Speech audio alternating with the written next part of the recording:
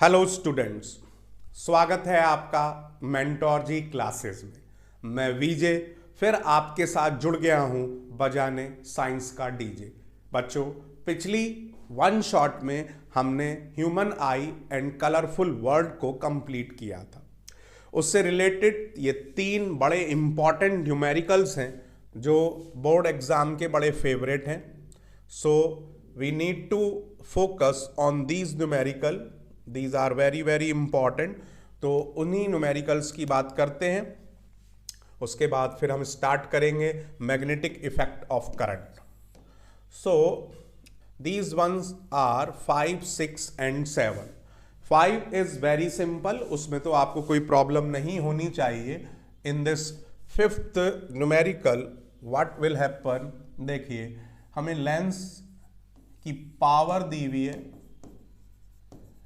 एक distant vision के लिए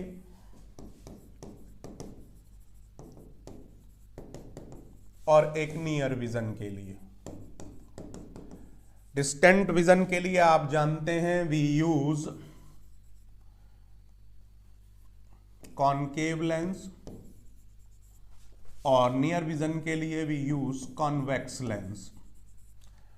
आप ये जानते हैं इसको हम कहते हैं myopia and that is named as hypermetropia. अब इसमें आपको पावर दी हुई है 1.5, तो सिंपल सा आपको फॉर्मूला लगाना है 1 अपॉन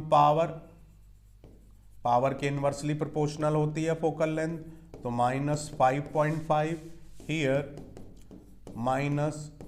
प्लस 1.5। और इस तरीके से आप दोनों की कैलकुलेशन सिंपल कर सकते हैं। अब ये इस चीज़ को आप ध्यान रखिएगा कि ये हमेशा आपका इससे मीटर में आएगी, सेंटीमीटर में बदलने के लिए हम इसको 100 से मल्टीप्लाई करेंगे, सो दैट बिकम 100 अपॉन 1.5 और 100 अपॉन 5.5, और उसके बेसिस पर आप इनकी वैल्यूज़ इजीली कैलकुलेट कर सकते हैं सेंटीमीटर में निकालने के लिए। तो ये सबसे पहला हमारा क्वेश्चन हुआ। उसके बाद दूसरे क्वेश्चन की हम बात करें, so that is question number 6। अब क्वेश्चन नंबर 6 में देखिए बहुत इंपॉर्टेंट चीजें हैं ये। यहां पर आपसे बोला जा रहा है फार पॉइंट, तो जहां पर भी आपको फार पॉइंट लिखा हुआ मिले, फार पॉइंट, तो उसका मतलब आप समझ जाइए मायोपिया की बात हो रही है। कि क्वेश्चन में किसकी बात हो रही है? मायोपिया की।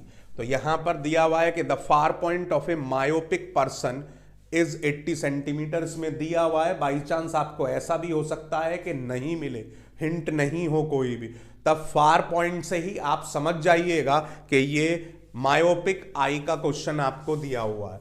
तो इसमें u जो है वो उसकी होगी -इन्फिनिटी। यह आपको ध्यान में रखना है, -इन्फिनिटी, यानी कि भाई हमारी जो फार पॉइंट होता है वो इन्फिनिटी होता है।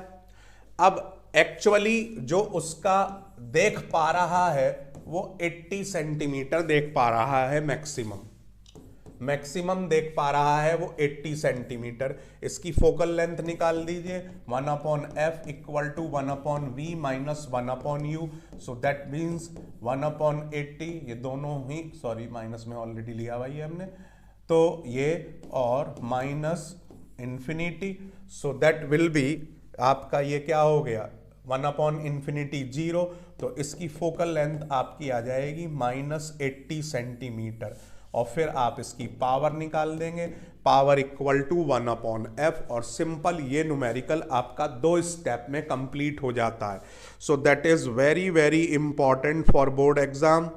ये अच्छे तरीके से आपको ध्यान में रखना है, ये बहुत ही इंपॉर्टेंट है बोर्ड एग्जाम के लिए। तो इस चीज को आप अच्छे तरीके से ध्यान में रखिए कि हमें क्या करना है।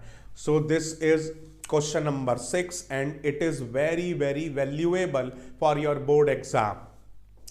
नेक्स्ट देखिए जी, अब अगली बात करते हैं। अगला है क्वेश्चन नंबर 7, इसका last numerical.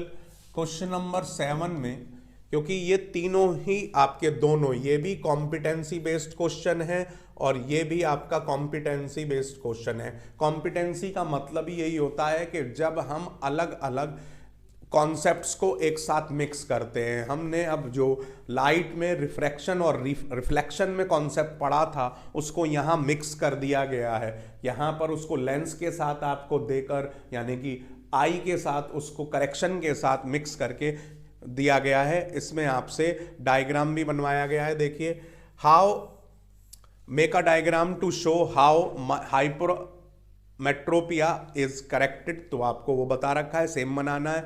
Near point of hypermetropic eye, अब जहां भी नियर पॉइंट की बात हो तो उसका मतलब समझ जाइए हाइपरमेट्रोपिया है, मेट्रोपिया।